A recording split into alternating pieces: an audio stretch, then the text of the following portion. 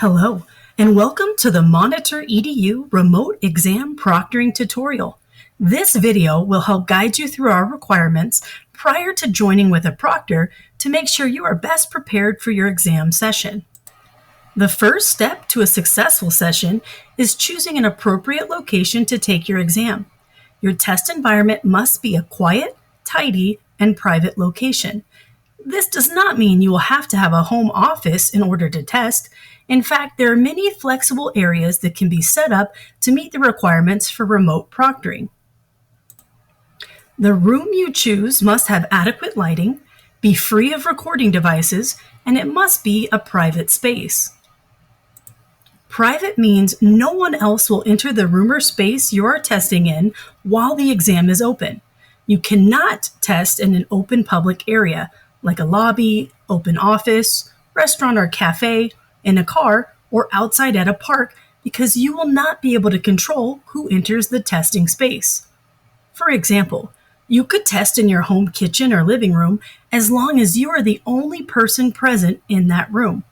Another example, you couldn't test in an open computer lab, but you could test in a private room in a public library. Only a single monitor is permitted. If you cannot remove additional monitors or TVs from the room, please cover them completely so they are not visible during the exam. Your workspace and surrounding area must also be tidy. No stacks of paper or clutter are allowed on the desk, walls, or floors nearby. Only materials approved by your organization may be used, and they must be shown to the proctor to inspect prior to starting the exam. For example, if blank paper is allowed, it must be a loose page, and both front and back will need to be shown to the proctor. The desk or surface where you will set up the device you are testing on is also important.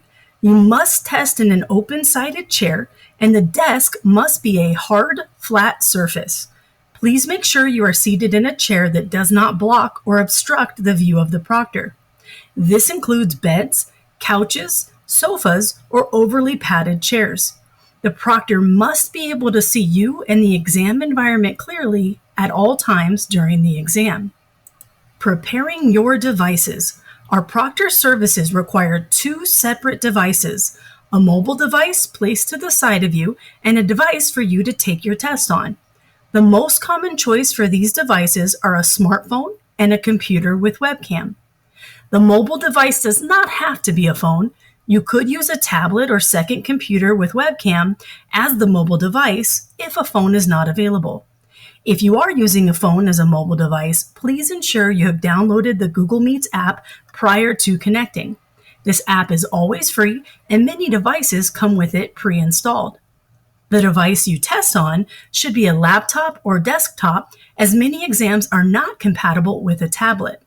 For the device you take your exam on, please close all tabs, windows, and programs except for the chat you have with your proctor, the Google Meet where you are connected on webcam, and your exam. It is your responsibility to stay connected during your remote session. Please make sure devices are plugged into a charger and actively charging. After this video, you'll be directed to fill out a form to start a chat that will connect you to an available proctor. They'll first send you a meeting code to join with the Google Meet app on your mobile device. Once connected and you can hear them talking aloud, they'll send a link to also join on your computer. The proctor will then help you share your entire screen. Please do not mute either device. If you hear an echo or feedback, simply turn your computer volume down low, but do not mute it completely. Once your devices are both connected, the proctor will ask to see a scan of your workspace. They will need you to use the mobile device to slowly show them a full circle around the room, including a close inspection of the testing area, included but not limited to the top and underneath the desk. Once connected and the room check is complete, they will ask you to place the mobile device off to the side. The proctor will ask you to place the mobile phone about 3 feet or more off to the side of you.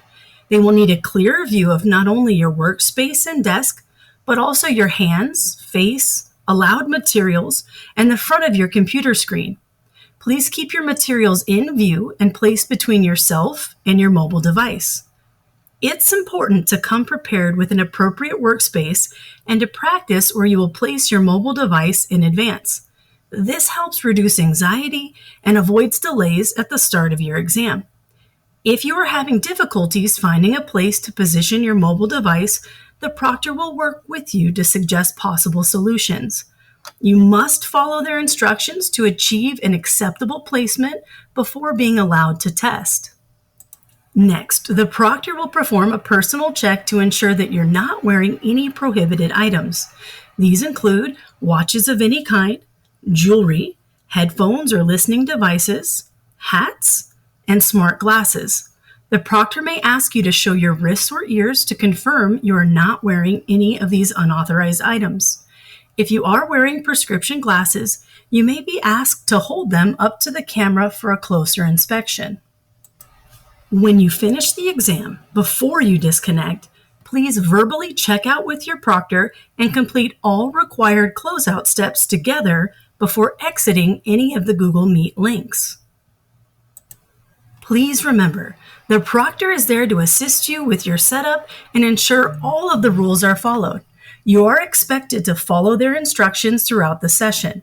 If the environment or setup cannot be made compliant in a timely manner, the proctor has the right to ask you to exit the session and reconnect once you're fully prepared.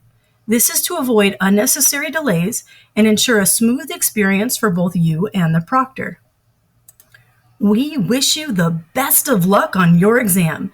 Thanks for watching and happy testing from all of us here at the Monitor EDU team.